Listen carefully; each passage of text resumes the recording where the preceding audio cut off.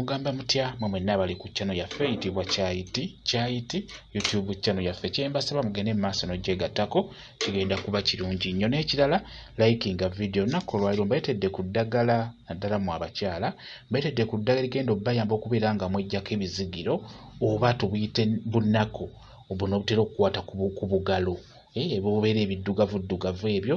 Eddagala lino ligenda kuba likuyamba bulungi okwejjako ebyo ebibeera ebiddugavu ebibeera ku bugalo oba ku mubiri wonna w'okiraba. Eddagala eryo ligenda kuba likuyamba. Kusaba ofune omunnyo ogwo funa omunnyo mutonotono oguteeke mu kantu nga bw'olabye, ofune omubisi gw'enjuki ogwo mubisi gwa njuki ogwo gw'olaba. Funa omubisi gw'enjuki nagwo teekamu, toteekamu mungi tugenda bitabulira wamu. Bigenda kuba bikuyamba okwejjako nnako oba ebyo ebintu ebibeera ebiddugavu ebibeera ku bugalo okwo nga bw'ogenda okulaba. Bigenda kuba nga eddagala lyo likuyamba bulungi nnyo. Bw'omala okuteekamu omubisi gw'enjuki teekamu ne ku Colgate teekamu mutini nga bw'olaba, toteekamu nnyo bingi, teekamu butinitini. Tutaddemu omaye tufune ka vitamini E. Vitamini E kaweke oba ka capsule tuba tukayita kako koolaba munda mubeera mbu oyiro nabagamba nti ako buli kamu kaba kanusu 10 kati tugenda kuteekawo obuntu bubiri bwe tugenda okunyigiramu. Tunyigiddemu obuntu bubiri mu ddagala lyaffe lino, tunyigiddemu obuntu bubiri buba bumala, buyitibwa vitamini E.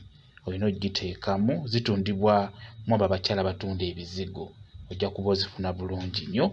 Tutaddemu omunnyo ne tuteekamu Colgate ne tuteekamu n'omubisi gw'enjuki ne tuteekamu ne vitamini E ka oyiro bakayita vitamini E katundibwa mu bakyala batunda ebizigo. Bw'omala tandika obbitabula bulungi nga bw'obadde olaba. Bw'omala obbitabula tandika okwesiigako awo ng'olaba gw'alina ebiddugavu awo watyo ku mikono gyo wewatyawo ng'olinako ebiddugavu oba ku maviivi ewantu wonna gwe wolaba ekiddugavu ekyo ebizigirozigiro ebyo, eddagala lino ligenda kuba libijjako bulungi nnyo. Oyinza okuba nga weemyusa naye wamu newasigala nga wa bbulaaka nga waliwo ebiddugavu beera ng'okozesa eddagala lino ligenda kukuyamba okubeera ng'oteera weesiige awo wali ekiddugavu oba weesiiga oba ku bugalo nga bwa bbulaaka ng'ewala weeru siigawo owa bbulaaka oba osiiga.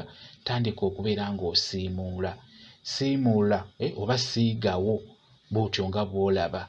Olina okkikolera kikola okumala eddakiika 3 nga weesiiga wewala ekizigiro bw'otyo beera nga weesiiga oba nga weesiimuula beera nga weesiimuula okumala eddakiika 3 nga weesiimuula.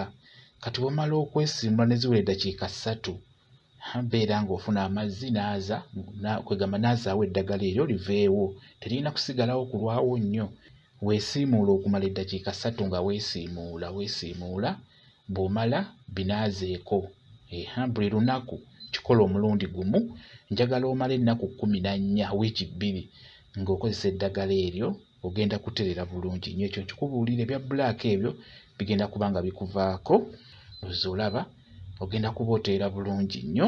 Ekyo nkikubuulira kuba eddagala lino ddungi lijjako ebyo ebya bbulaaka ebizigiro ebiri ku mubiri oba nga weemyusa naye wamu newasigala nga wa bbulaaka ligenda kuba likuyamba okuggyawo ekyo ekya bbulaaka. Bwe kityo bwe kiri, kansubire mukitegedde bulungi nnyo. Mwebale kubeera ku channel yaffe eyitibwa Kyayiti YouTube channel yaffe. Kyembasaba mugende mu maaso n'ogyegattako kigenda kuba kirungi nnyo. N'ekirala likinga video mubeere bulungi, mweraba.